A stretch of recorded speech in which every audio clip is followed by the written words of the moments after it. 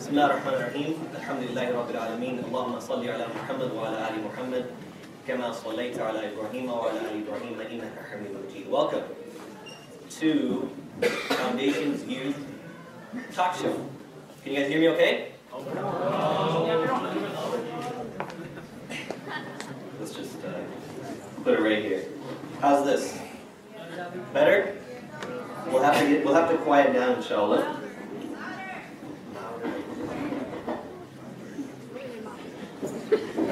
Is this better? We need everyone to quiet down. Is this better? Okay, let's see what we can do.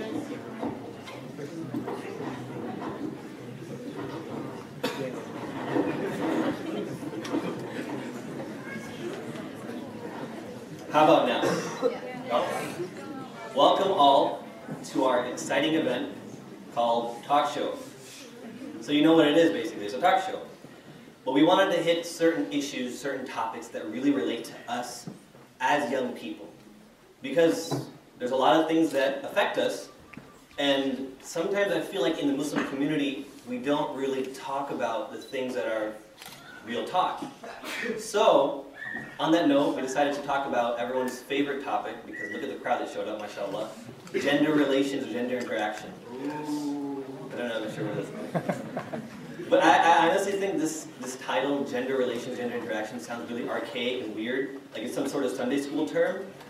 But I really think it's just straight up like gender morality or behavior.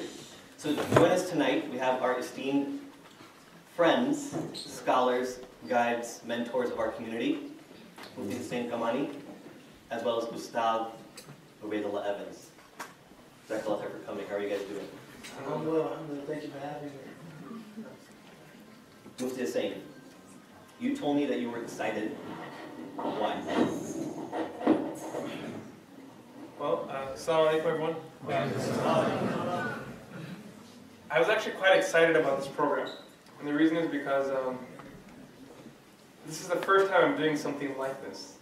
I've done a lot of lectures, a lot of programs. I've actually done interviews on the radio as well, but usually I'm on the other side of the line somewhere in some room or in the front seat of my car driving. Driving 24. Yeah. But this is the first time I actually have a group of people sitting here, and I think it's going to be a unique experience, inshallah. And just out of some conversations that we've had in the past, like earlier today and in the past as well, hopefully this should be a very productive program, and also it's a good opportunity to also benefit from Ustadh Ubaydullah as well.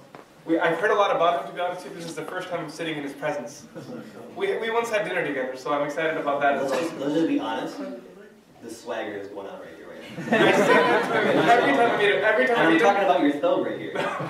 Mind your thobes, you own a business. Come on, man. Not everybody can match their glasses and tie. Allah. That's the truth. I try to do that with the beard and the goofy.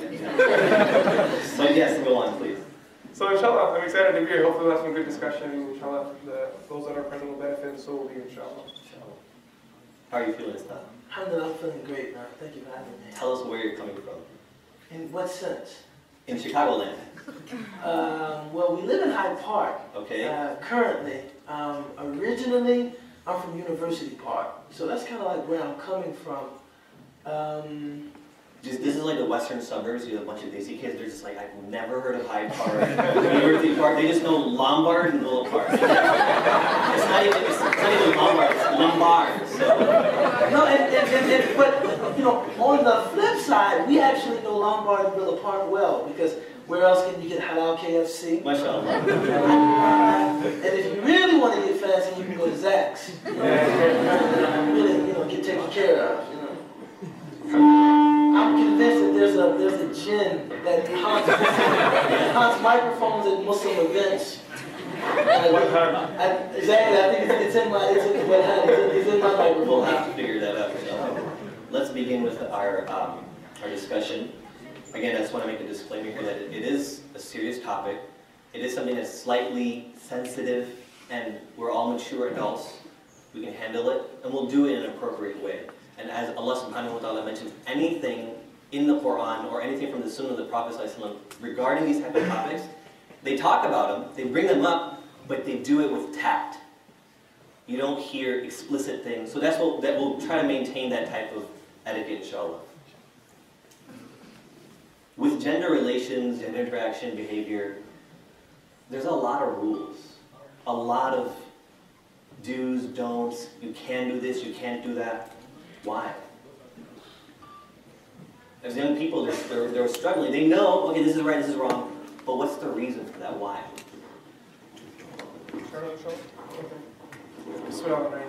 So, the issue regarding gender interaction is a very sensitive one.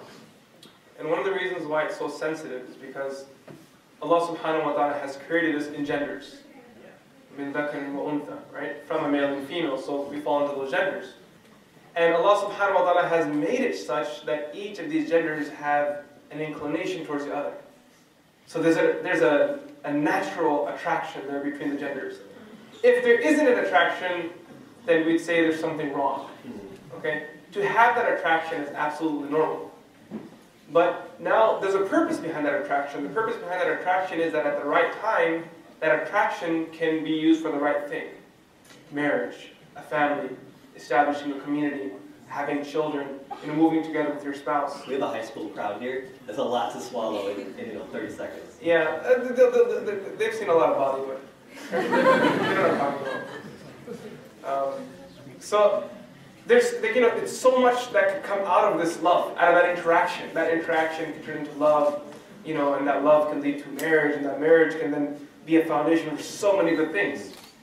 But the thing about this interaction is that if it isn't tamed properly, you can end up sharing feelings for everyone.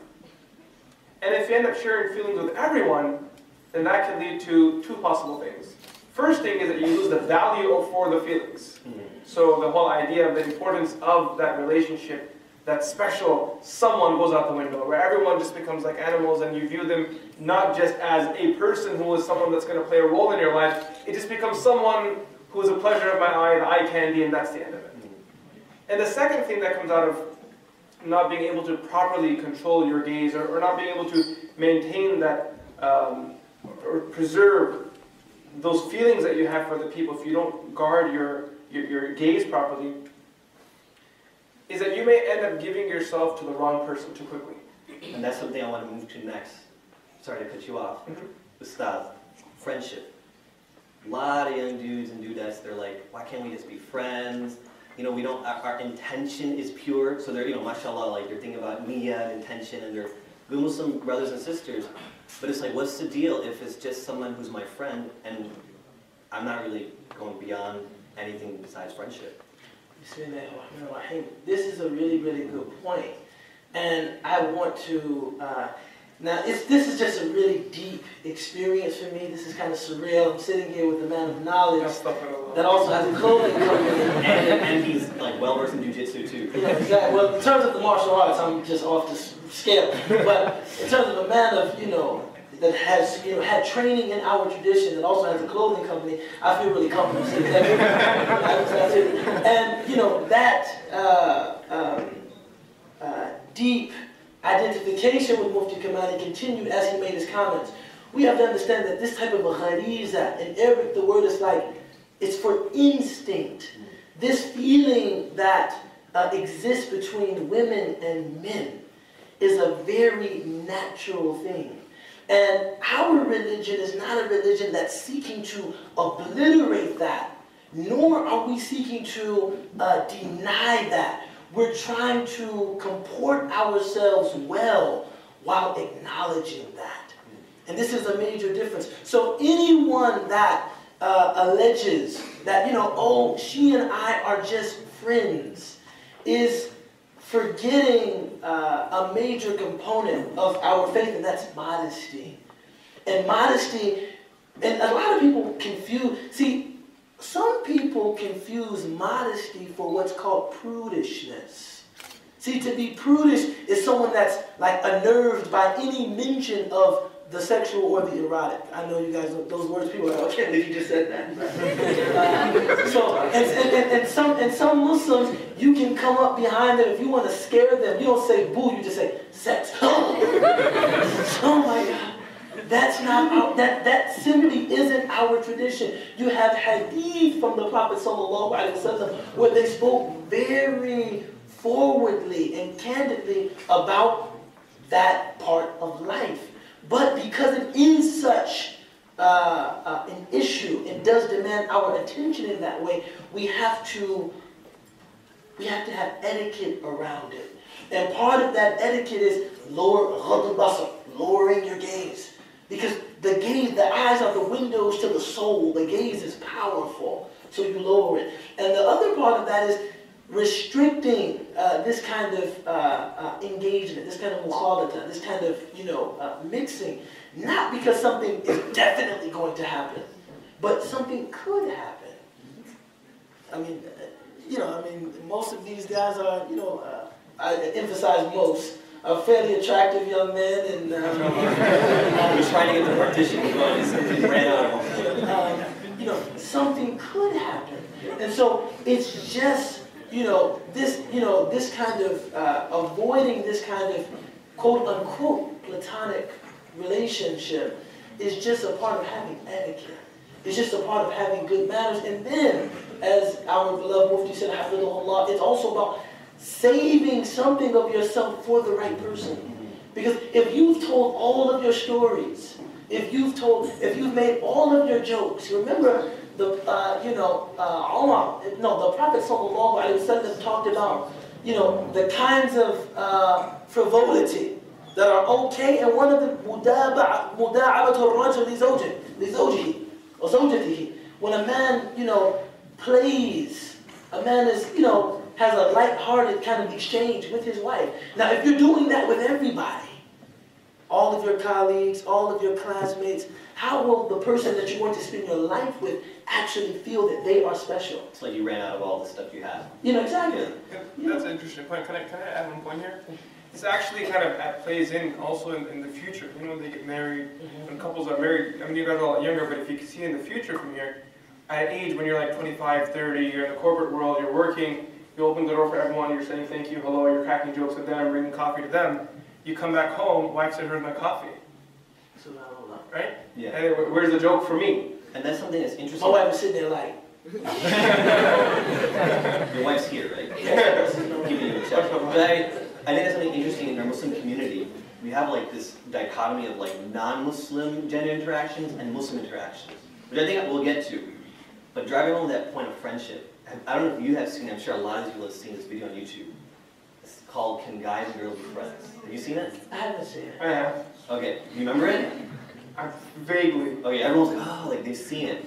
It was a study done on a campus by non-Muslims. Yeah. This guy went around and asked guys and girls, can guys and girls be friends? All the girls were like, yeah, I think so. And they're like, yes. All the dudes were like, no. So they go back to the girls and said, look, the guys are saying that this is not the case. And they're like, no, I still think it's possible. Then he opened it up, like, look, if he approached you for a relationship, would you open up? She's like, you know what, I think I would. So at the end, it was basically proven that there's no way to really close yourself off. And I've heard from other scholars and like counselors and shuyukh, people come to them and tell them, like, one story is like a cousin, two cousins, and we can talk about family relations too. This cousin was giving his female cousin a ride to school for like 2 years. This Sheikh Umar Sulaiman mentioned this. And then one day, the guy just grabbed her in the car. She's like, I had no idea how to handle this. But we say things like, it's just my cousin, we're just friends. People say like, my intention's fine. What about the other person's intention? You can't see that. So I'm glad you're mentioning the reasons why, and the fact that they got to think about the long term, which I'm glad you mentioned. Then the next question that we can, I guess, run into is, how can people get to know each other? You remember the Aisha Khan story? About 2 years ago? You guys are making me feel like an outsider. Guys and girls be friends. Aisha Khan, I'm like, but I'm gonna roll with each other. Okay, well, first of all, the name Aisha Khan's a very generic name, so there's probably like 10 sisters in the crowd right now, like, that's my name. But there was a sister that went missing in the East Coast. Her name was Aisha Khan. All over Facebook, it exploded. Like, she's missing, let's help her, let's find her. And then there was like some weird stuff going on that maybe she got abducted or kidnapped, and there was this voicemail. And like, let's make qiyam for her, dua, so on and so forth. it turns out that she actually ran away from home. Then everyone was like, oh, all those du'as I made, like I wasted my time. Like, you make dua for Allah and for yourself, don't be selfish. But I digress. Point is, when this issue came up, it got onto Nancy Grace, the talk show. And she brought her brother on the set and asked, like, you know, America, we get married because we get to know each other and love each other. Basically putting out like the platform that you guys do it differently, and therefore that's why these problems occur. So a young person might ask, like, how do I know the person I'm getting married to is the right person if I don't at least get to know them or be friends with them?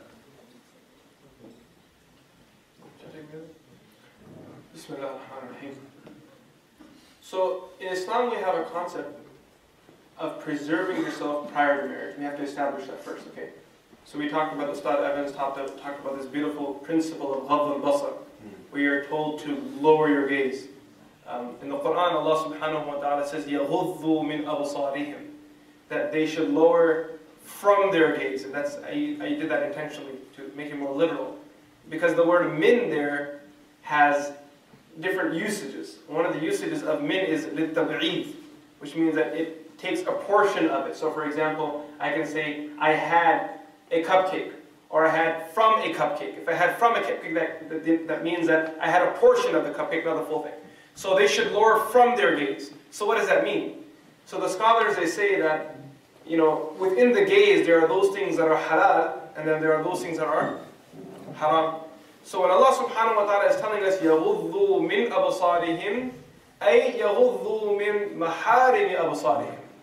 Allah Azza wa Jalla is saying that they should lower from that which is haram, from the wrong gazes, from the gaze what's haram, lower that.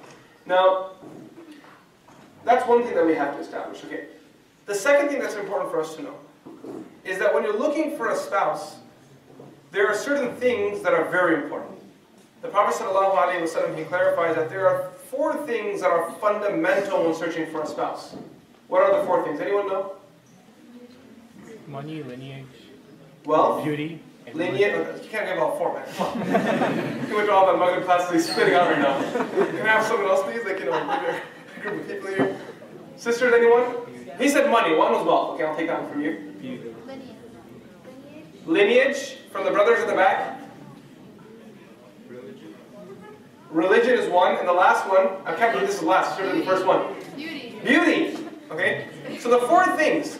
Now if you look at these 4 things that are absolutely important to find out in a spouse, out of these 4 things, how many things do you actually need to date to actually find out? Out of these 4 things, how many things do you actually need to date to find out? So the question is, like, people are having misconception as to what they need to know about somebody, or how they need to get to know somebody in order to think, oh, they're a suitable person. This is interesting because what happens is that in our community, so let me first establish that point. How many things do you actually need to date to know to find out? 0, none. You don't need to date for any of them. You can find out all of these things through context, through asking around. Now the second point that you brought up is very beautiful, because as an imam in the community, and also someone who's dealt with the youth extensively, and I've, you know, in my office I have 2 seats sitting in front of my table, and either they're getting married or divorced. No one else comes there, right? Either they're getting married, for them I have a basket of chocolates. If we're getting divorced, I have tissue there. I'm being honest. When they walk in, I change the basket every time. I know what they're coming for, and I just put it right there, because I've dealt with this so much. And I'm telling you, one of the things that I've dealt with a lot of our young men and women, they don't know what to search for within a spouse. Some are searching for nothing, while some are searching so excessively that if anyone in the world had used that criteria, no one will marry you. There is a concept in Islam that we have, which we call tawakkul, which means you do your job and leave the rest to Allah subhanahu wa ta'ala. There is no way you can, you can date your spouse all you want to, but I'll tell you one thing, it'll never give you firmness in your heart that this is the right person. It's not going to fix anything for you. It doesn't mean anything. You understand? There are certain things that you need to know. The Prophet ﷺ highlights, so these are things that are important. تَزَوُّجَ الْوَدُودَ الْوَلُودَ فَإِنِّي مُكَافِرٌ بِكُمُ الْأُمَمِ يَوْمَ الْقِيَامَةِ. That marries someone who will love you extensively.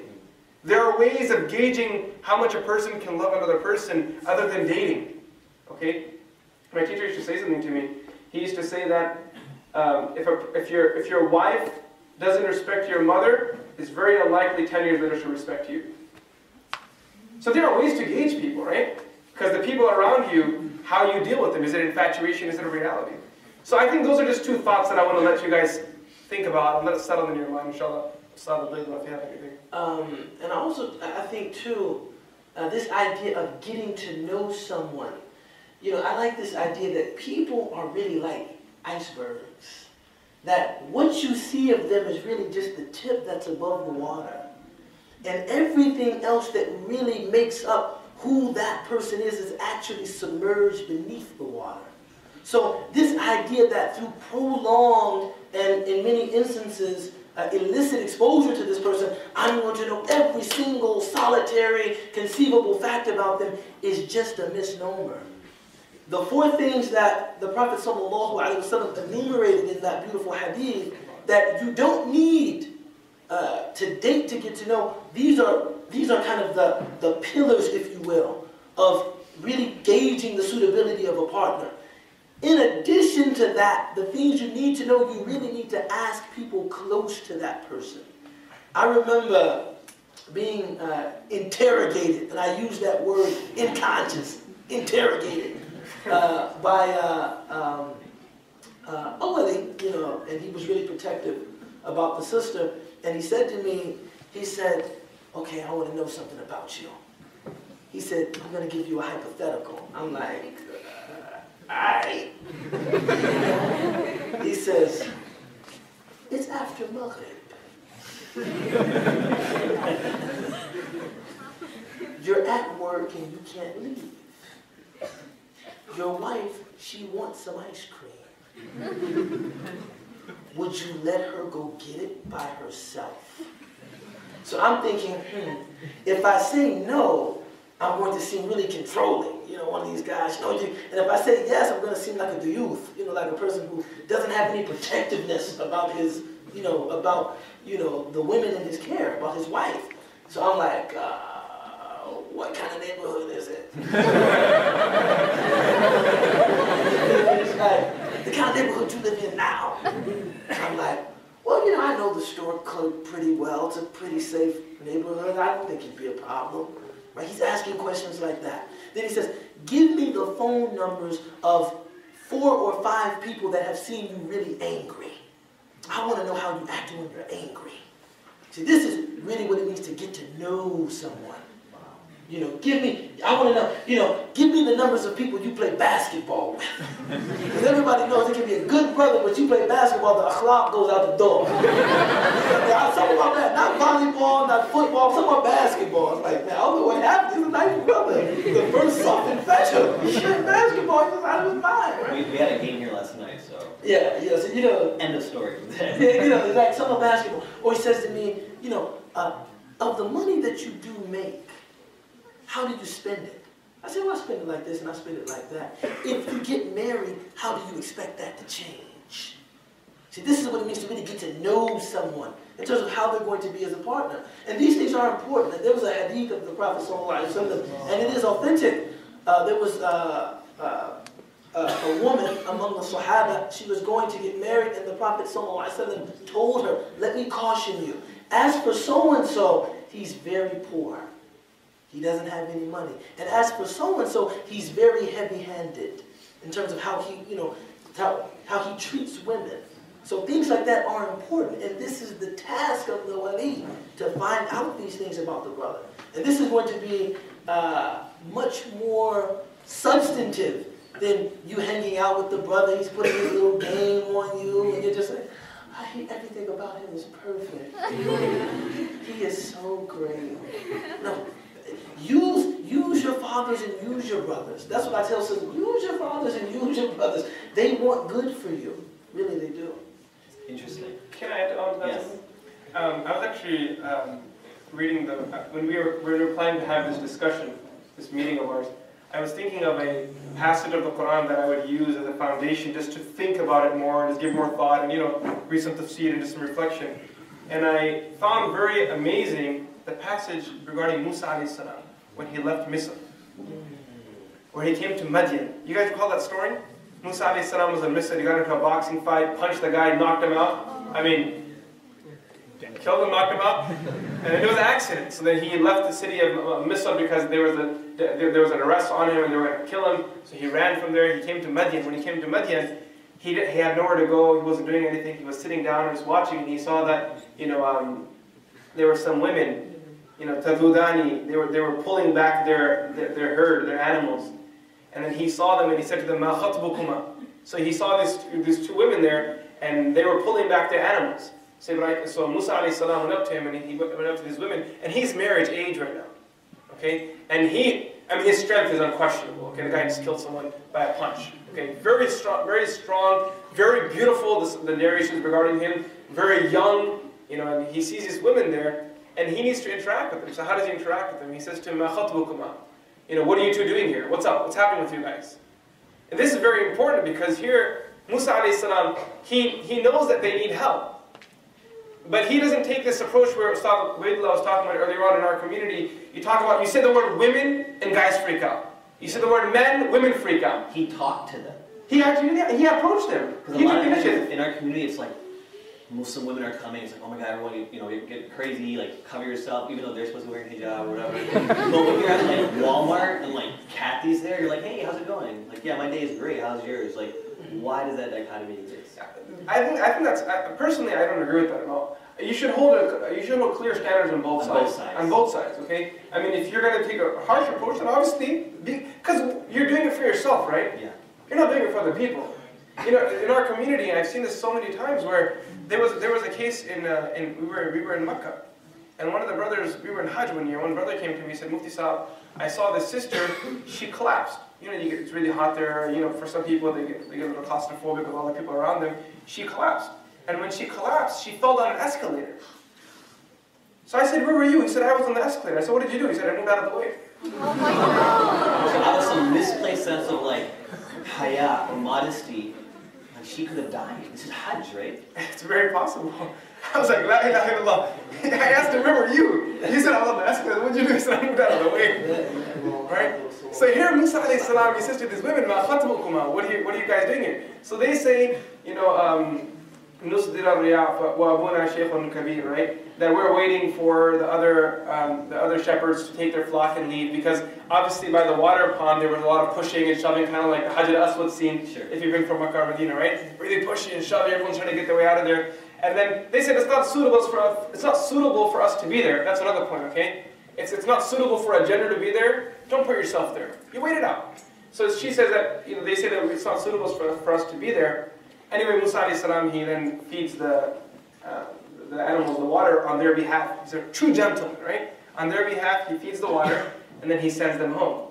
One of them goes home, and her father says, how'd you guys come back so early? And what does she say? She says, Dad, there was this guy.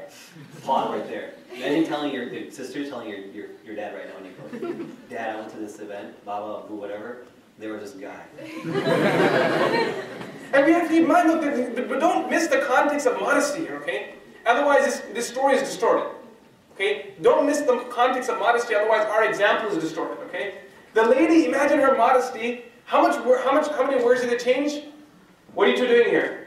There's a lot of people there. I'll take care of the feeding for them. That was the conversation, that's it. Right? And the father says, why did you guys come late? And she says that there was this guy, and this was his description, this is what he did for us, very strong guy. And one of the things that they said was that, in some tafsirs they mentioned is that the well was covered by a big plate. They would cover it at nighttime. And they couldn't move the plate until usually all the people would lift it together. And Musa a.s. was sitting there overnight. Before the shepherds came, he moved the plate himself to give himself water. So they had seen his strength that he picked up that plate all by himself. So these women were observing. So the father says, go and call him in. So she made the observation herself. But when it came time for her to even move forward with this, who did she go through? Her father. You guys understand that? And then her father said, call him in. فَجَاءَتْ إِحْدَاهُمَا تَمْشِي عَلَى اسْتِحْيَاءٍ. One of the women came back and she was walking very, very modestly. She came back to Musa a.s. إِنَّ أَبِي يَدْعُوكَ لِيَجْزِيَكَ أَجْرَ مَا سَقَيْتَ لَنَا. My father is calling you. He wishes to reward you. Reward you with what? Just got real. Just got real. It did. Reward you with what? But marriage. This is about he's about to get married to one of his daughters. Because of your sincerity, because of how good of a person he was, my father's calling you, he wants to reward you. And Musa alayhi salam goes, but how does he go now? Now he knows that this girl just praised him to her father. Build the context, okay? Like, he knows this girl just praised him to her father, which gives him brownie points, right? And now the father's calling him, which means he's happy, and, you know, everything's looking good, the age matches, he's looking at everything. And now when they're going, how do they go? Do they hold hands and walk together? Wait, did her dad ask, was he finished with med school? He has to use it from Hyderabad or Pakistan. Old city, new city. Yeah, That's another story, right? One brother from the Villa Park area, can I just... You're calling us out in our facility, in the foundations of... Yeah. Go ahead. One brother from the Villa Park area came to me and he said to Mufti Sahib, I want to get married. I said, so what's wrong? He said, the girl's good, mashallah. I asked the girl, she said, I like the guy. The guy said, my parents like her. I said to the girl, what do your parents say about him? They said that he's a convert, revert, whatever you want to say, right? He accepted Islam. So I said, that's a good thing, mashallah.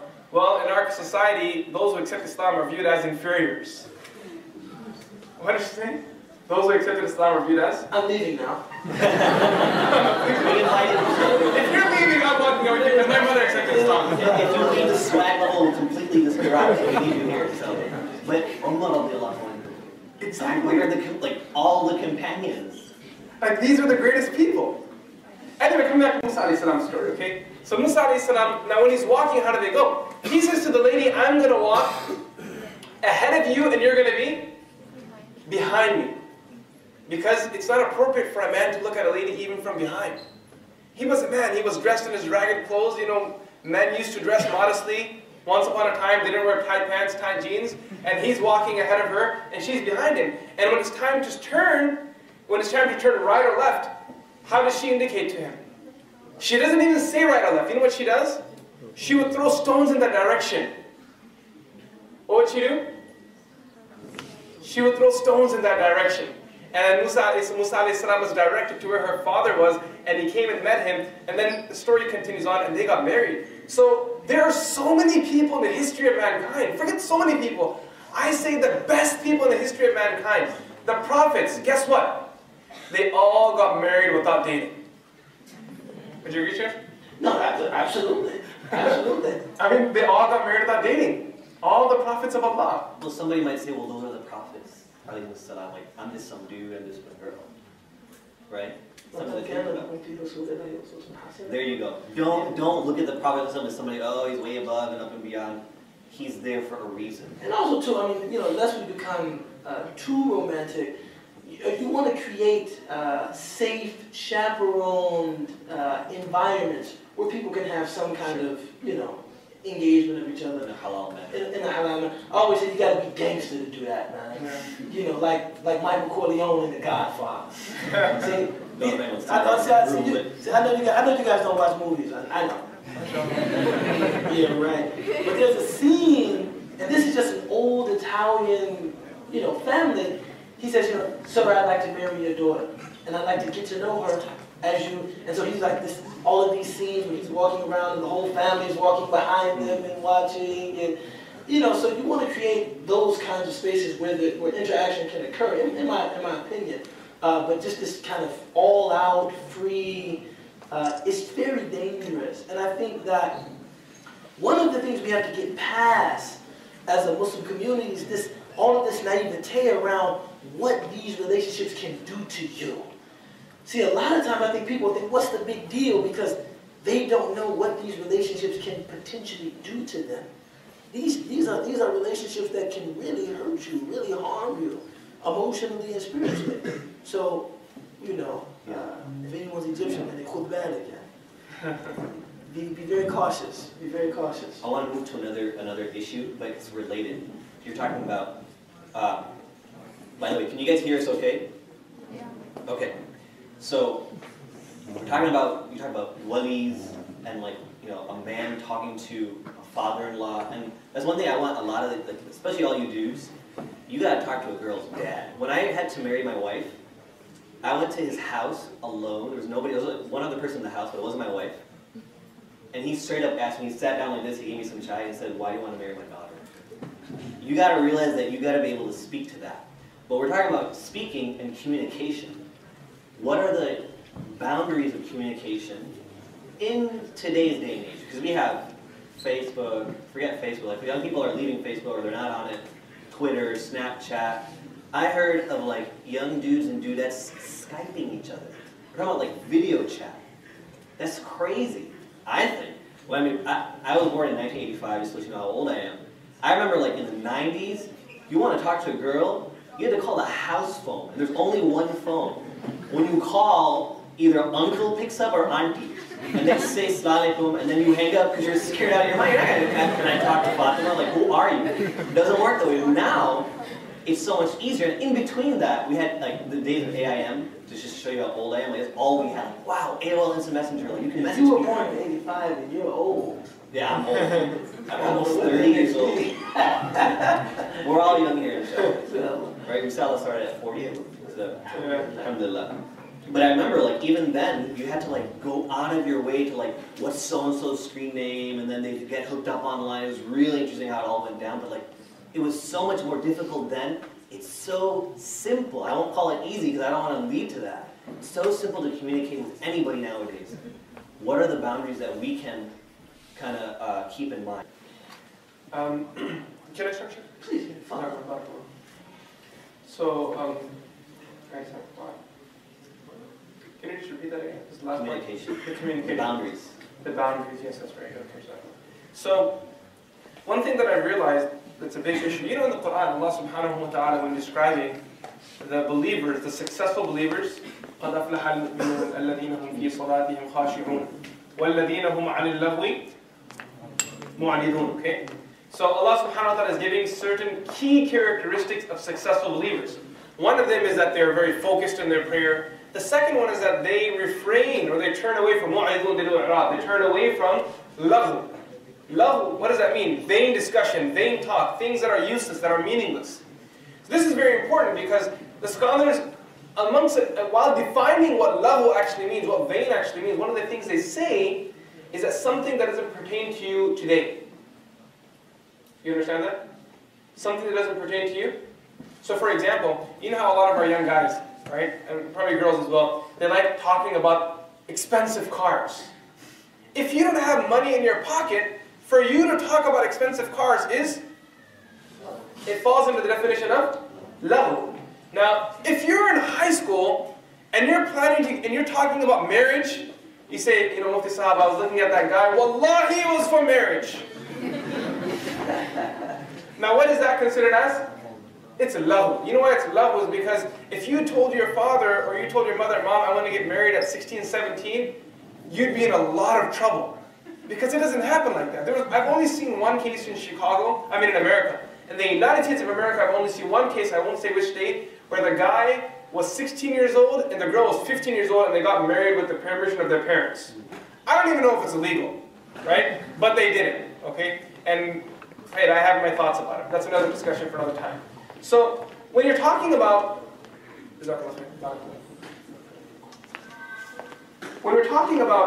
gender interaction, or we're talking about Facebooking, or obviously if you're doing it with a purpose, then it's permissible. Let's say for example you're emailing someone, it's with a purpose, you're emailing a teacher, that's permissible. You're asking them a masala, that's permissible.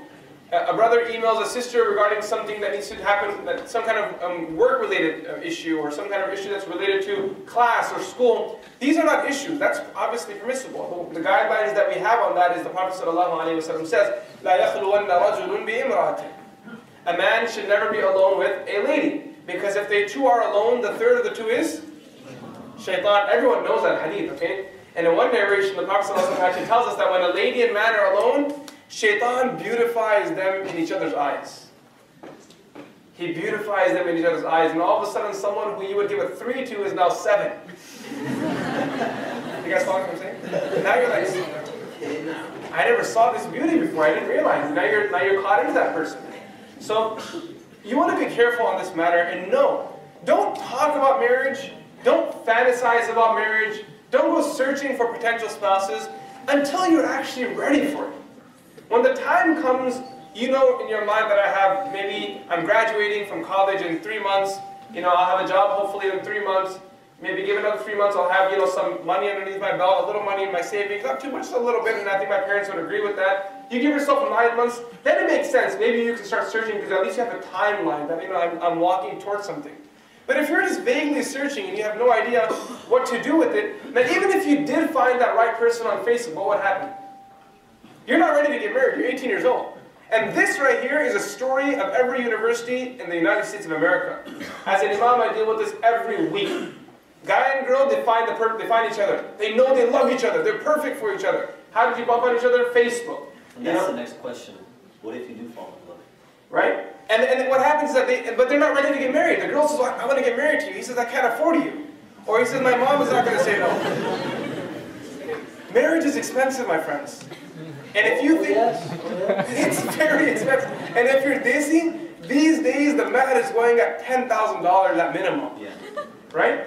It's going at 10,000, and men can't criticize it. One lady, Umar radiallahu anhu, was one day giving me a khutbah, and he said that, what is wrong with these women? Their mahr is so high. Anyone that has a high mahr, they will only be given X amount, the rest of it will go to Baytul Mal. Right? And there was a lady, her name was Shifa binti Abdullah, she stood up in the gathering, and she said, Umar, how could you prevent us from that which Allah gave us permission to? And he said, where did Allah give you permission? And she was a scholar. She's speaking against who? لو كان نبيا بعدي لكان عمر. She's speaking in front of Umar, gender interaction, okay? But in the right context. And she says to him, وَآتَيْتُمْ إِحْدَاهُنَّ قِنْطَارًا. And when you give one of them a qintar is a pile of treasures. It's not just a small little package. She said that if we're charging you 10,000, we're still going cheap on you. You should be giving us 100K, right? Marriage is expensive, and if you can't afford it, you come to a checkpoint. You come to a checkmate where you're stuck. You can't get married, your parents are not going to allow it. No matter how much you cry you want to get married, the only way that you can end up getting married is by a... What was that? No. You want to get married, it's not working out, what do you do? Run away. Run away.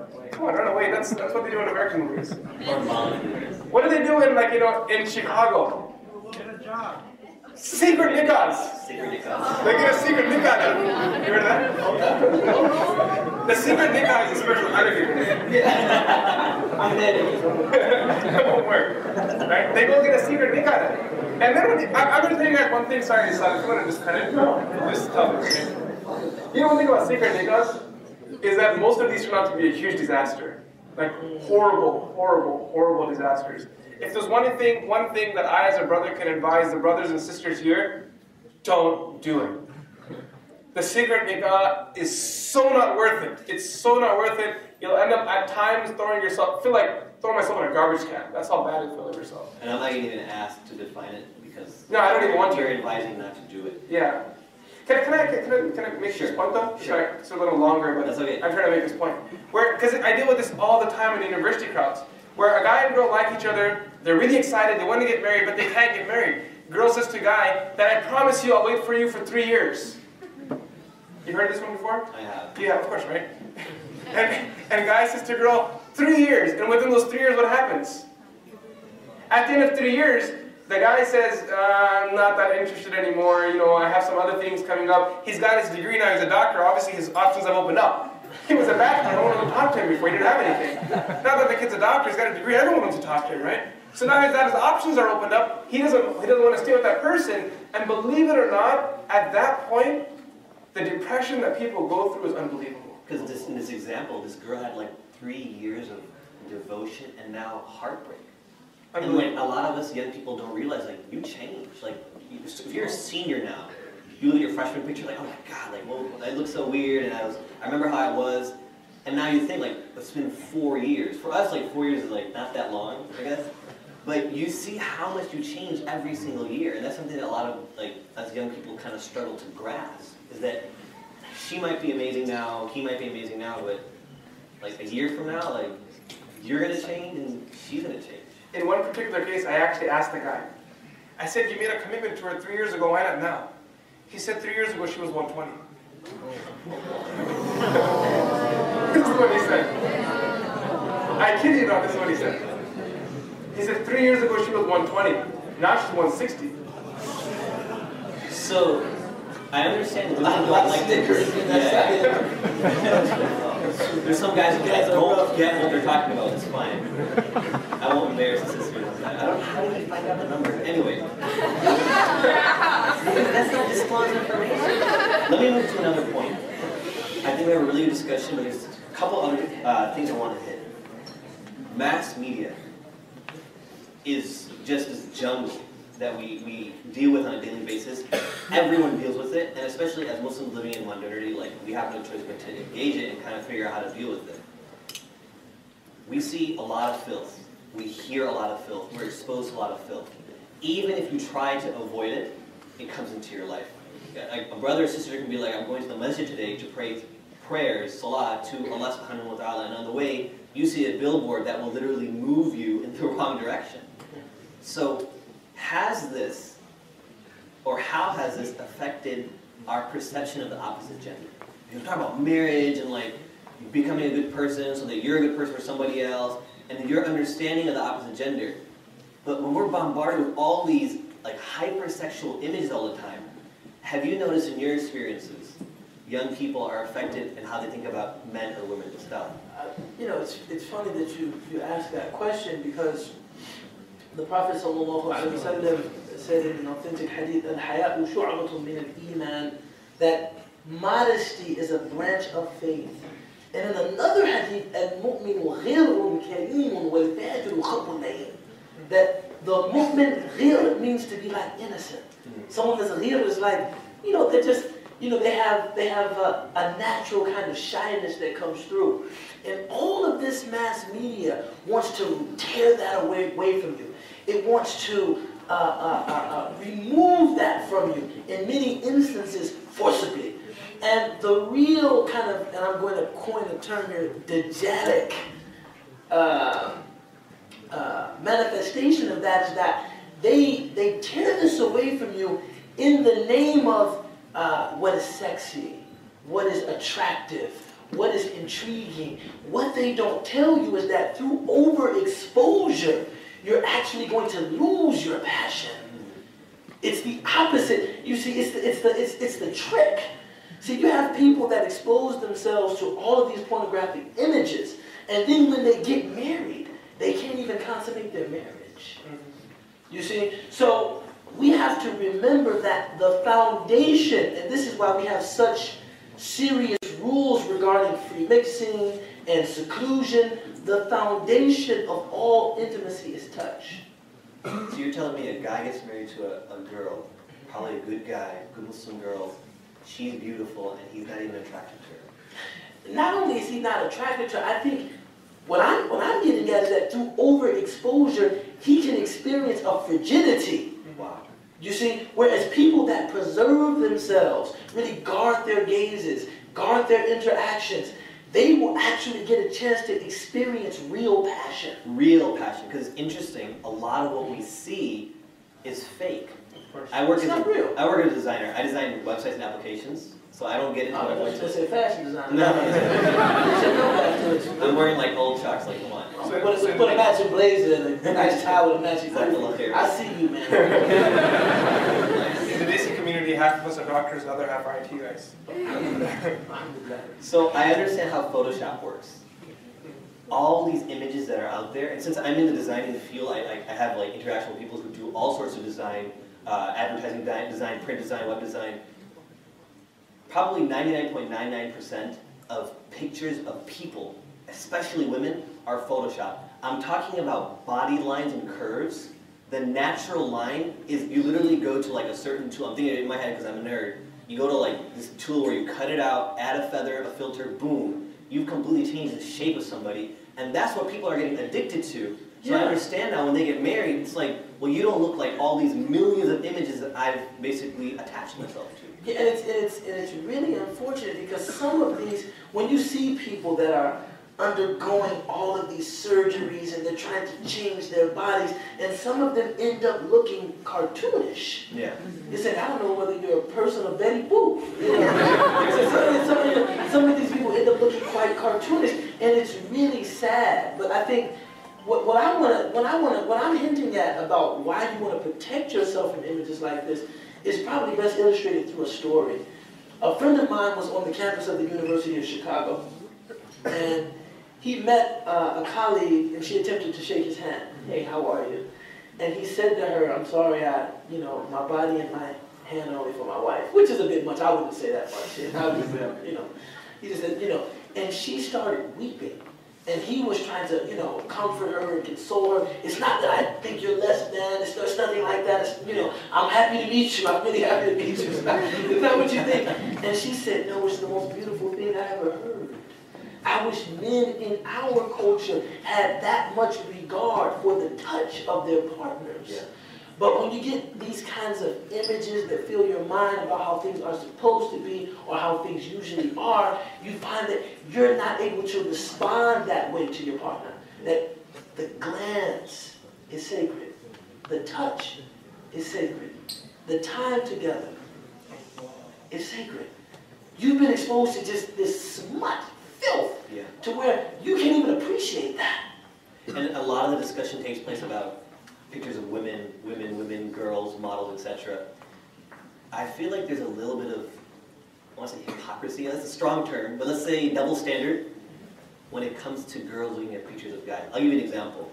A friend of mine, named Abdurrahman Murphy, he's a youth director, put up a very interesting picture on his Facebook a couple years ago of this guy named Channing Tatum, I think? You think? I think. It's either him or Taylor Lautner. I want to say it's Channing Tatum. No shirt on. He's holding a sweatshirt, like, with a serious face. And he put this picture up, or he shared it, and I happened to see it, and there was a ton of comments by Muslim girls in his community. Oh my God, he's so hot, he's so good, he's so this, he's so that. He responds. He's like, would it be interesting? That was an interesting test, bro. Yeah. He responds saying, like, would it be interesting if I had put up a picture of a girl without a shirt on, and guys responded, oh my gosh, she's so hot, she's so this, she's so that. And instantly they got extremely defensive, like, no, it's not the same, this and that. He's like, how's it not the same? Silence. Dead silence. So what can we advise the sisters? Because you talked about the ayah in the Quran to lower the gaze. There's a pause and there's an addition to that, right? What can we advise the sisters?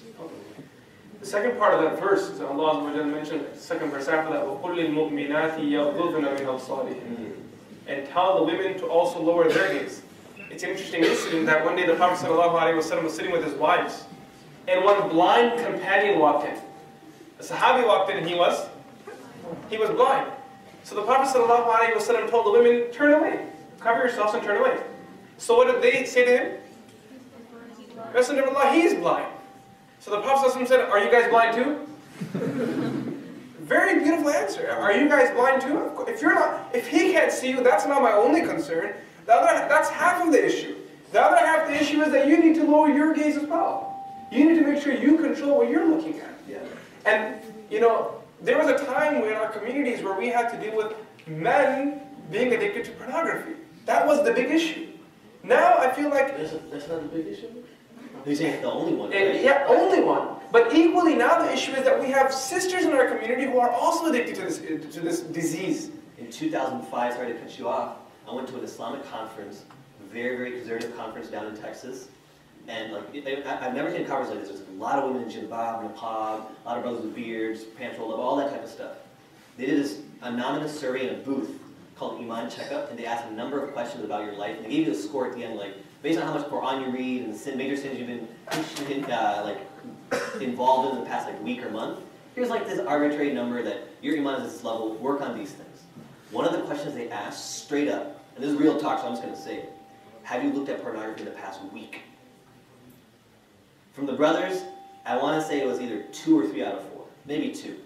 From the sisters, it was 1 out of 4. People thought it was going to be 0. That means out of 25% of this religious conservative conference, too. It's not even oh, it's the masses, or people, or whatever. So you're saying it is an issue for women? It is an issue. And I'll tell you one thing, again, this is just some experience that I'm sharing with you guys. You're young right now, and this will help you guys.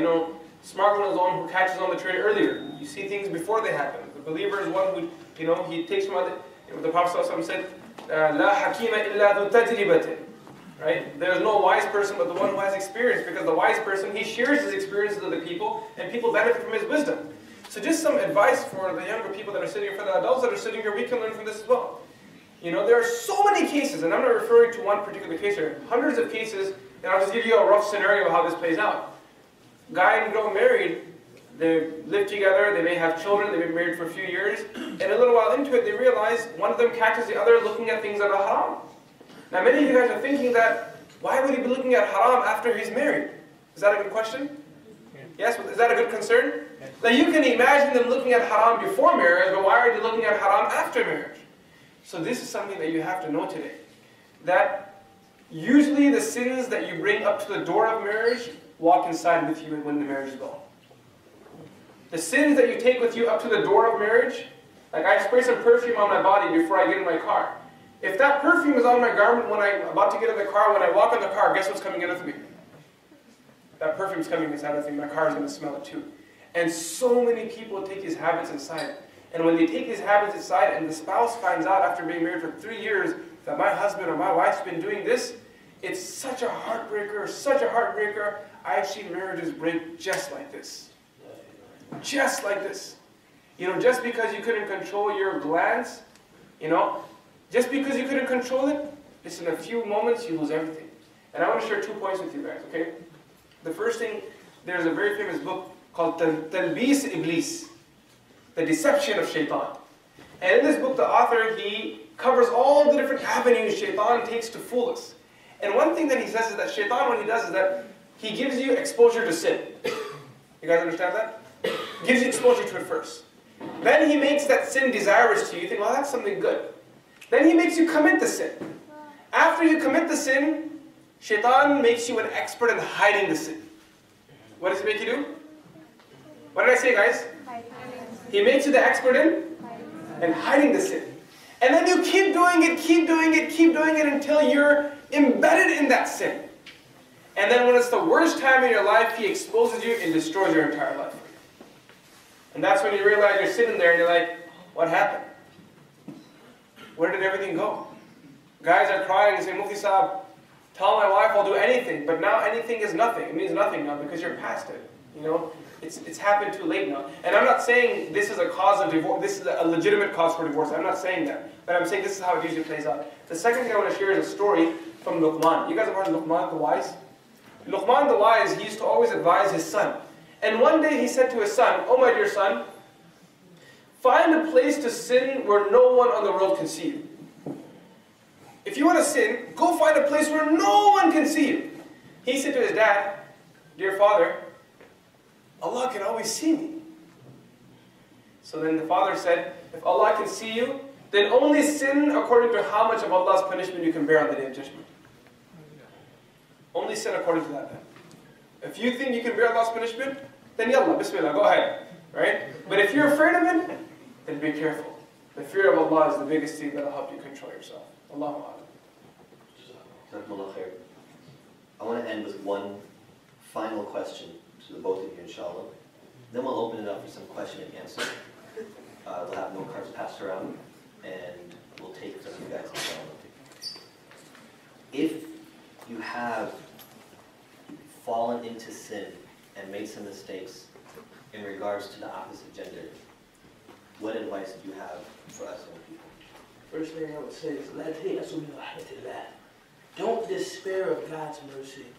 And one of my teachers told me when I was leaving Azhar, he said, you tell people that if you despair of God's mercy, it could be a type of shirk. It could be a type of associating partners with Allah subhanahu wa ta'ala. Because your actions indicate that you think that your sin is greater than His mercy. And that simply isn't the case. Allah subhanahu wa ta'ala forgives. If you come to Him with an ocean's worth of sin, He can come to you with an ocean's worth of forgiveness. But we have to meet the criteria of tawbah. Tawbah or repentance, there are criteria. You can't just, the first of them is that you have nadr. You feel some regret for what was done. You can't really sincerely be said to have repented from sin if you're still proud of it. So you're telling people, I don't go to the club anymore, but man, I used to get it in real heavy, man. We downtown, astaghfirullah, man. I shouldn't probably say it like that. No, you shouldn't.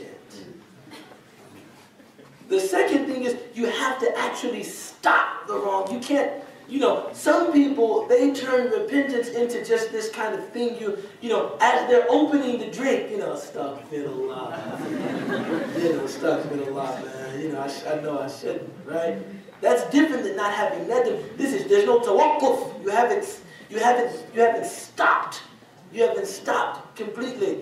The third thing is you have to vow to never return to the sin.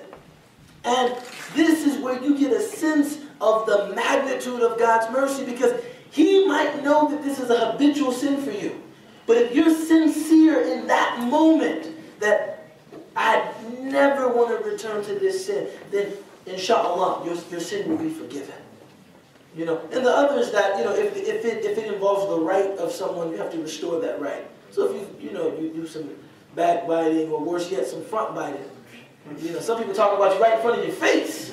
Or that one guy's like, well, I don't care, I'll say it to his face. I'm like, well, you never will, probably. I'm like, that's backbiting. What do you call it, front biting? Or just right in front of me? You know what I mean? And that's a different matter altogether. So the first thing is, never despair of God's mercy. You can repent. The second thing is that even though it seems hard at first, as you experience the fruits of living a life of Iman, see, one hand is back.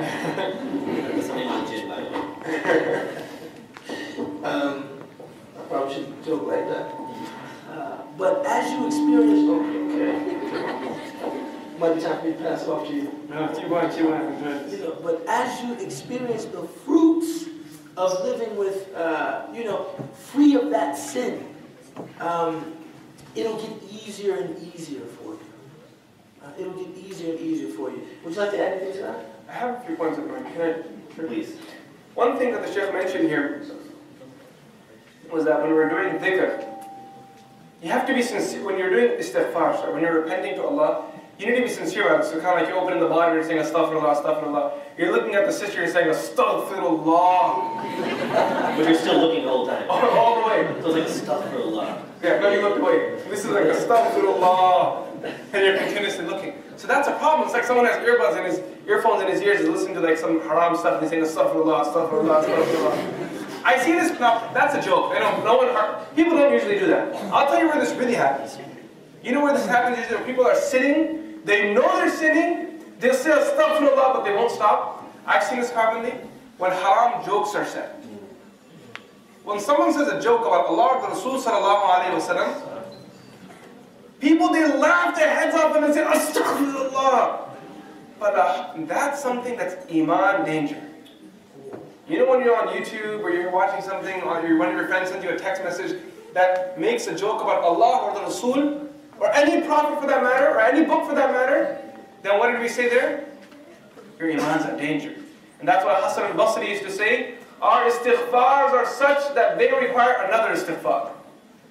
You guys understand that? Our istighfar is so weak, it's so horrible, it's so insincere, that we should ask Allah for even making such an insincere istighfar. We should ask Allah for forgiveness for such an insincere istighfar. The second thing I wanted to add after that point was the Shaykh, he mentioned the three common conditions that are very commonly quoted for repentance. I wanted to add a fourth thing that also Hassan al-Basri used to say. Hassan al-Basri used to say, one of the things that you must always bear in mind when it comes to seeking forgiveness, if you want sincere repentance, cut off every pathway that will lead you to that sin again. You guys understand that? Every pathway. Now you're talking with a girl, you're talking with a guy. You realize today that it wasn't something good. Today this meant something to you. And if you want to take something back home from this gathering, if you want this to mean something to you, and you made an intention, this isn't like some kind of drug where you slowly get off of it. You have to go cold turkey. This is one of those things where you just let that person know that this is haram, we can't do it anymore. Delete the phone numbers, get rid of the emails, get rid of the text messages, defriend that person. Do whatever you can to cut yourself off from that sin. If you need to change a group of friends, it's worth it in the dunya so you have better friends in the hereafter. But don't put yourself at compromising this. And the third thing that I'll mention to you, never ever mock someone that's doing haram. If you're a person that's saved today, and you haven't done it, don't look down upon someone else. If you see someone else sitting with a girl, someone else sitting with a guy, never look down upon that person. Because I'll tell you one thing, you got anyone here understand Urdu? I understand a little bit. A little bit? Badmash. Hello. Badmash is the word we usually learn from our parents. That's what I learned from all of my teachers at the madrasa. And Idra. That means you're in trouble. Badmash, pardon, idhar aao. So you went to IIE. Oh my God, No, I mean, that's where you learn these languages, the critical, I went to IIE for 2 years. So, you know, this whole idea of not pointing fingers at anyone, never. In Urdu, we say something. We say, "Jaisi karni, waisi bharni, na mane to karke de." Anyone understand that? Everyone's like, wow. Sounded beautiful. I understand all of it. Okay, they say, "Jaisi karni," what you do, waisi bharni is what you're going to get. You know how English say what goes around comes around? "Jaisi karni, waisi bharni, na mane to karke de." Jannat bhi hai, dozakh bhi hai, na mane to mar ke de. The poet says that what you do is what you're going to get. If you don't believe it, give it a try. And there is paradise, there is the fire above. If you don't believe, die and give it a try. Give it a try. Sometimes we're so focused on pulling out the sins of other people, and this is important, right? And I'm going to close at this point. Sometimes we're so focused on taking out faults of other people, pointing fingers at other people, that we forget to realize to focus on ourselves. If you're not involved in the sin, rather than mocking other people, thank Allah subhanahu wa ta'ala that you've been saved. Thank Allah subhanahu wa ta'ala for securing you, for preserving you. Because there is no person that is ever truly safe as long as there is a soul in their body. No person. You know, considering you're all young here, have you ever heard of Mirza Ghalib? Yeah, you've heard of Mirza Ghalib. Mirza Ghalib says something very beautiful. Listen to this. I'll tell you what Mirza Ghalib. I'm going to read a little Urdu poetry. Yeah. Mirza Ghalib said, "Umar bar यूं ही गलती करते रहे गालिब." समझे साहब? Umar bar यूं ही गलती करते रहे Ghalib. Our full life we kept making the same mistake. My entire life I made the same mistake. Umar bar यूं ही गलती करते रहे गालिब. धूल चेहरे पर थी और हम आईना साफ करते रहे. Got some busy dudes in the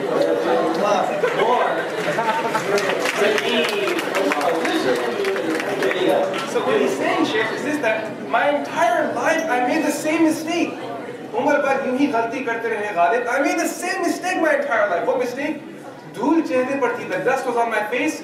हम आईना साफ करते रहे, but I kept wiping that mirror clean. That is Mirza Ghalib? Yeah. Don't say. Yeah, don't say. My wife, would you please write that down for me? Take a note. Take a note. So these are some things we pray that Allah subhanahu wa ta'ala makes them beneficial for you guys. Is it okay if we start the question and answers? Inshallah, we have a couple. We're still collecting. We can't guarantee that we can answer all of them, so we're going to try to sort through to see things that might have kind of been answered, or maybe just got answered right now. Can we answer them more briefly, maybe? Yeah, as briefly as we can, although it might be somewhat difficult. Is it okay if I ask a question that's very serious, very sensitive, and somewhat controversial? I know I'm in charge of the program, but I'm actually asking the group here. And my whole thing with a lot of the programs that we like to do here is we like to have them as real as possible. And we don't like to sugarcoat, but again, we do it with tact. But there are issues in our community that we got to talk about. So I'm going to ask this question, and I don't want anyone to laugh. Because if you laugh, I'm going to ask you to leave. Is that okay? Somebody's asking, what if I'm attracted to somebody of the same gender? What advice do you have for them? Okay. So if someone feels attraction towards the same gender, the first thing that you have to realize, I'm going to make 2 points here, okay? I'm going to make 2 points and I'm going to let the Ustadh make some points if he wishes to. The first thing, you have to realize that this is something wrong. Do you understand that? If something is wrong, then it's wrong and it should never be justified for being something halal. Okay? How do we Muslims know when something is halal, haram? How do we establish something? We have sources. The Quran, the Sunnah, the Aqwal of the Salaf, what the Quran says, what the Prophet said, what the pious scholars of our pious predecessors, how they understood those sources. So the scholars have an agreement that for someone from the same gender to have even feelings, or for someone to even feel excited, or even take it as far as, you know, getting married, I know that's very extended, but still, that whole process is wrong and it's haram. You should never justify it. The moment you justify it is the moment you close the doors on yourself from ever going back. Okay? So never justify it, first thing. The second thing, it's a test from Allah subhanahu wa ta'ala. What did I say? It's a test from Allah subhanahu wa ta'ala. Now I want you to look at it this way, okay, for a moment. Forget the gender aspect. If you had feelings for someone from the opposite gender, forget it was even your gender, someone from the opposite gender, that's a test right now. For you, at that moment, it's most important that you fight off that feeling, fight off that urge, even if it's from the opposite gender, and control yourself. Similarly, even if it's from the same gender, you have to remember one thing, that this is a test. And you need to be strong and firm, and know that what is haram I have to stay away from, and I have to train myself, right? I have to, train myself. There are many different ways of doing this. There are spiritual ways of doing this, and also, through counseling as well, where you sit down and talk with someone. And spiritually, there are many ways of doing this as well, where you purify your nafs. You purify it from dirt, because what happens is that I want you to imagine the soul, the nafs of a human being, like a sponge. If you feel filth inside there, when you squeeze it, what's going to come out? Filth. You clean the sponge out, then you squeeze it, either nothing's going to come out, or if there's something clean in there, it's going to come out. So that's how your heart is. And I'm not going to lie to you, honestly, some of these things, they're less physical, and they're more spiritual. These require actual spiritual cleaning.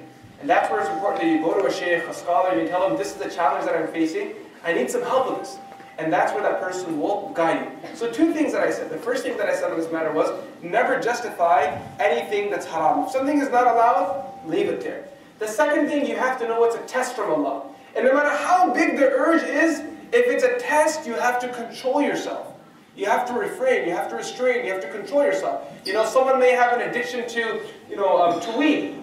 It could be right there, the lighter could be right there, the lights could be off, and you could be sitting at home in your basement. Are you supposed to smoke it? Yes or no? No, you're not supposed to. But you can say, but I'm so attracted to it. Or what I say? You still can't do it. Okay? So similarly, these are some things that we have to keep in mind. Two basic principles that I want to share with you guys. Ustadh, if you have any. Yeah, I just want to add to that. This is a very serious issue. Some even argue that perhaps this is the issue of our time. And I first want to encourage some sensitivity around the issue. And I want to remind everyone of something. That ما أخرج شخصا من الإسلام إلا ردي ما أدخله في الإسلام. That the only thing that can remove a person from Islam is rejecting that which brought him into Islam. So even if a person is struggling with this, they do not, by virtue of their struggling with it, become a non-Muslim. However, if they say, this is me, this is where we learn the importance of principle. If they say, there's nothing wrong with what I do, that's a different case altogether. So for instance, this is the classic example we use in the books of fiqh. If a person doesn't pray, say there's someone, they don't pray any of their prayers, is that person, Mufti, don't speak, inshallah. Is that person Muslim, yes or no? How many people, if a person doesn't pray any prayer, how many persons say that person is Muslim? By show of hands. He is Muslim? SubhanAllah. How many persons say the person is not Muslim? How many people need some additional information to know? It's a trick question. Well, the answer is if the person says, yes, I should be praying because God has made it my obligation to pray, but I'm too weak or I'm too busy. 3 of the 4 ai-imma, 3 of the 4 imams say that person is a Muslim, but they're a deviant Muslim, they're a fasiq, right? They're asi, they're a sinner, they're athim, right? However, if the person says, I don't pray and I don't have to pray. I don't pray and it's not something that I have to do. You know, it's not my obligation. Only then does the person become a non-Muslim. So if somebody is struggling with something that clearly this is a type of engagement that our deen does not sanction. And if someone says, this is something I struggle with, I know that it's wrong, but it's something that I'm struggling with, it's a test, as Mufti Kamani mentioned from Allah subhanahu wa ta'ala, and I'm struggling with it, they're still inside the circle of Iman, and that's very important. If you know somebody's struggling with this, or if you are struggling with it, don't feel that by virtue of that struggle you have become a non-Muslim. It's just something you have to struggle against. And one of the things that we have to do as a community is we have to humanize and not dehumanize. You know, if you hear that someone is, I'm really impressed that no one laughed, no one poked fun, no one ridiculed. This is real life. And by the way, this is something that I learned from my teachers. If you want to do the tahqiq and check it, you're welcome to do that. There's a hadith of the Prophet sallallahu alaihi wasallam in which he said, someone who struggles with the habitual sin, doing it and making tawbah, doing it and making tawbah, doing it and making tawbah, doing it and making tawbah, doing it and repenting it, doing it and repenting from it. Like this, if they die in that state, they will die as a mujahid. Allah. They will die as someone who struggled with their nafs, who struggled with their evil inclinations all the way to their grave. But the key thing to do that is that you never give up. You never give up. Stay clear on what your principles are, and where you're left or right of those principles, just own that. This is what I should be doing, and this is what I feel, and I need some integrity here. But don't think that you have to go in and try to remake the deen. I mean, be a person of integrity. The second thing I want to mention is that seeking real help for people that will recognize your humanity, will recognize your iman, and won't judge you, and really will try to help you. This is what's key. And may Allah give us tawfiq, inshallah. We have a number of questions that are under this general bracket, like this story is going on. It's about feelings, mistakes, and approaching your parents. So a lot of questions saying, what do I do about the feelings I have towards the opposite gender? Because I can't help them. How do I deal with them? And then the follow-up questions right after that are usually paired are, how do I approach my parents about it? And if I've done this and it's wrong, what advice do you have for me? Approach my parents about what? The fact that I like somebody. At high school? And then it doesn't say. Okay. So, what do we do with this whole feelings issue? So, myself and Ustadh Ubaydullah have been discussing thus far is, do your best not to even let those feelings come into existence. Try your best to fight them off. You know, they could be premature in the earlier stages. Break them and let them go. Break them, let them go. But if feelings do settle in, this is where now if you want to call it like your volume in your mujahada, you need to turn it a few notches up. Your struggle now is going to increase. It's going to increase a lot more. It's not going to be easier. But the goal is still the same. The goal is to not have those feelings. You guys understand that? So if you have feelings for someone, the goal is to not have those feelings until you're ready for marriage proposal. But until you don't get that far, you need to first of all break all the feelings that come. And if you come to a point where you do have them, you need to really do your best and turn that off. How do you do that? So here are a few things that I'm going to suggest.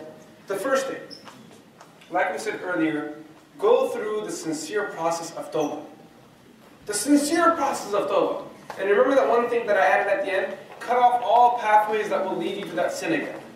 First thing, okay? The second thing, if you still find yourself always thinking about that person and you find it hard, usually I like putting it this way, it's kind of like a little hill. You have to climb, and stop yourself, prevent yourself, and then once you get over the hill, you kind of forget about it. Life moves on. Like no one's life stops because of you, and your life doesn't stop because of anyone. You guys understand that? I remember once I was attending a lecture, and there was one sheikh, he was telling everyone, that people are too attached to their phones.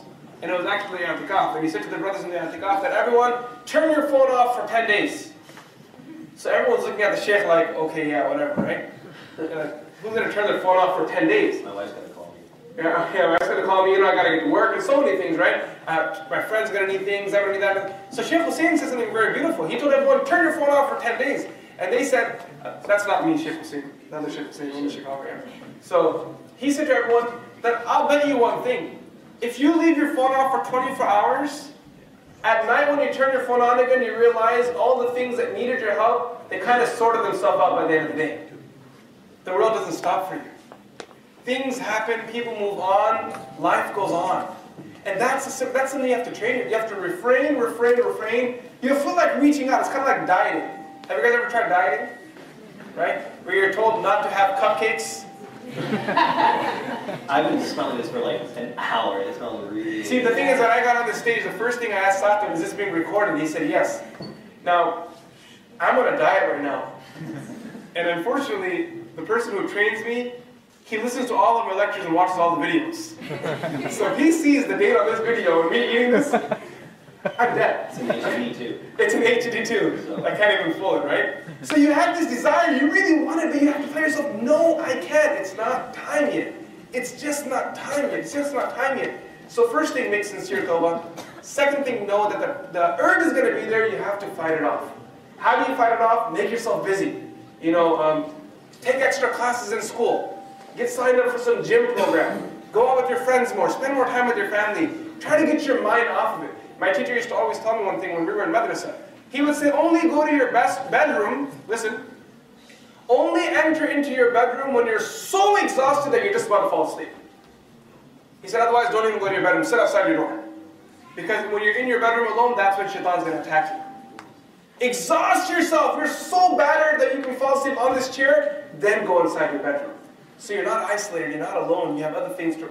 And the last thing, the third thing that I'm going to say, is search for true love. When you're young, you have this opportunity to search for true love. And if you find the true love, and this true love, what am I talking about? The love of Allah. Search for the love of Allah. And when you're this young, and you find the love of Allah today when you're 14, 15 years old, trust me, the rest of your life is set. One guy came to me in ICC in Chicago. It was i'tikaf time. And he was a young kid, maybe like 16, 17 years old. He had some ripped jeans, necklace around, these golden chains, and ears pierced, and he had, those rings where there are two fingers together? I don't, but okay. You ever seen the ring? It's one huge ring, what I'm talking about. Yeah, two-finger ring. Thank you. I'm a young guy. This is Bell Park right here. Naperville back in the day, but go ahead. Are you guys? Nepal. Oh, okay. So this kid had like a lot of unique characteristics. So he came to me and said, Mufti, I want to talk to you. And it was the 27th night. ICC at the I'tikaf was packed. I said, you know what, brother? Give me a few moments. Let me just say salam to some brothers. They come on this night especially to meet the imam. As soon as I'm done, I'll talk to you. Unfortunately, by the time I got done saying salam to everyone, and there were so many people there, it was literally midnight. Shaykh Hussain was getting ready to give his talk. His brother came to me again. I said, look, brother, I want to talk to you, but the Sheikh's giving his lecture, and I don't want to talk during his lecture, and I'm in i'tikaf, so I can't step out of the masjid. So I said, wait a little. He sat there and he waited. Finally, what ended up happening was that after Shaykh Hussain gave his lecture, everyone went to sleep. And he was sitting in that very same place. So I went up to the young man. Everyone was asleep. I sat down next to him. I said, I'm sorry it took you this many hours to wait. He literally waited 4 hours to talk to me. And I said, I'm sorry I made you wait that much. But now everyone's gone to sleep. Let's talk. So he had tears in his eyes. He started crying. He was crying so much. And I thought, look at this kid, right? I'm just looking at him. Maybe he robbed someone, probably killed someone, robbed a bank. I'm judging this guy left, right, and center, okay? In Ramadan, in the i'tikaf, 27 at night. I'm telling you, I was horrible. I was judging this guy, right? I thought about robbery, but I was like, he's this, he can have the guts to do that, right? This is just small crimes, backbite, stir, that kind of stuff, right? So then I finally said to him, I said, brother, okay, may Allah give you patience. Tell me what happened so I can give you some advice. The next thing he said, it shocked me. I learned a lesson in my life. SubhanAllah, never judge anyone. He says, Sheikh, last night was the first time in 3 years I missed the Hajj Salah. Is Allah angry with me? And then he fell down. He literally fell on his side and was crying. There's a pillar that literally fell on the side of the pillar, and he started crying. He says, Allah angry with me. How am I going? What? And he was so upset. He said, what if Allah doesn't allow me to wake up again in my life? I'm scared to sleep now. I'm scared to sleep because I might miss the Hajj again. Gee, it's like he's scared to sleep because he might miss his flight or something. You know, taste Allah's love right now, and all these feelings we're talking about, you realize they just kind of go missing and they go away because they become meaningless. Allahu A'lam, Allahu Best. Please. If I could speak to this, you know, one of the things, and this is something that we were talking about maybe 2 weekends ago. We were with Dr. Shara Jackson, Hafidhullah, may Allah preserve him. And someone in the crowd, they asked a question about love. And he mentioned that in this culture, we tend to fetishize love. Everything, love is, you know, it's just like, whereas, and he actually quoted, and you guys won't know who this is, but he quoted the elder African-American pop artist Al Green, that said famously, love can make you do right, and love can make you do wrong. Love can make you come home early, and love can make you stay out late. Meaning that it's not simply enough that I love, but love has to be balanced with responsibility. It has to be balanced with integrity. It has to be balanced with justice. You know, sometimes we think, but I'm in love. I love her. And it's just like, okay. Not to say that it's a completely insignificant feeling, but there are other things, like faith, like integrity, like iman. I said faith, but iman. Like integrity, like justice, like being safe, like having adab.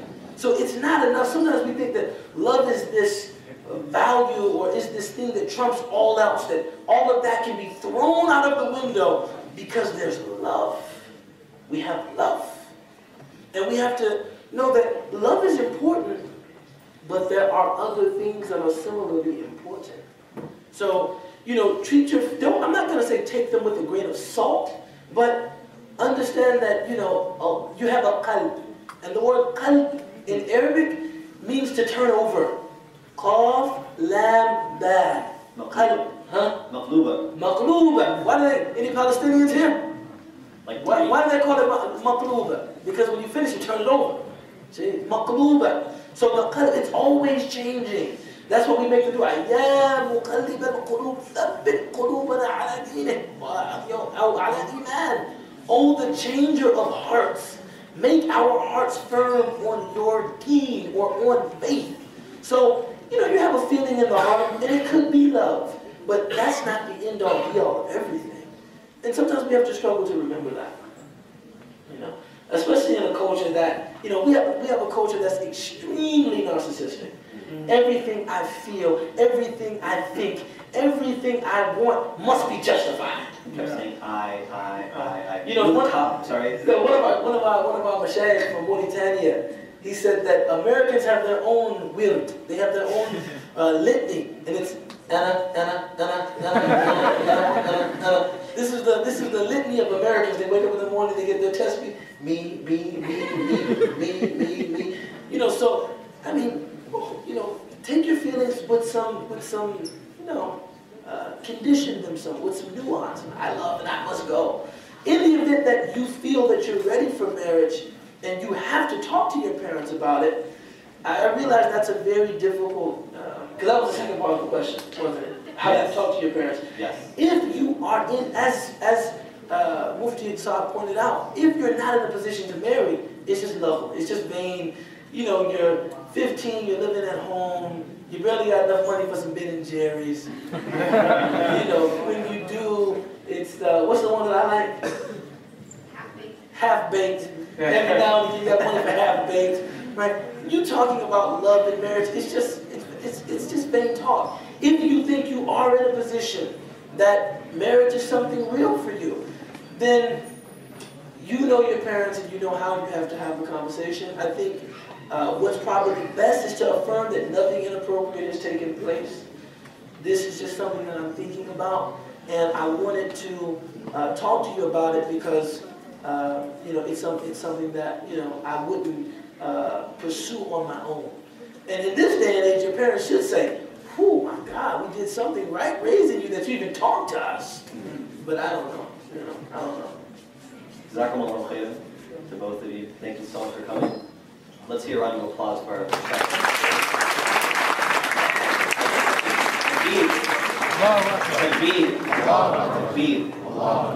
Not for the I don't know if this is the primary intention that we gathered today, but it's not. Okay. Our primary intention is always, for Allah subhanahu wa ta'ala. But maybe you want to eat from the sweet so you can appreciate your Lord more, right? We will now, that wasn't very deep, I'm not doing halal here, okay? So, we will now break, inshallah, for our delicious cupcakes. We have 2 stations, guys and girls, okay? So we did gender relations, let's benefit from what we learned. Don't get your cupcake and meet in the middle or something. Say in our ears, inshallah, feel free to socialize, relax, and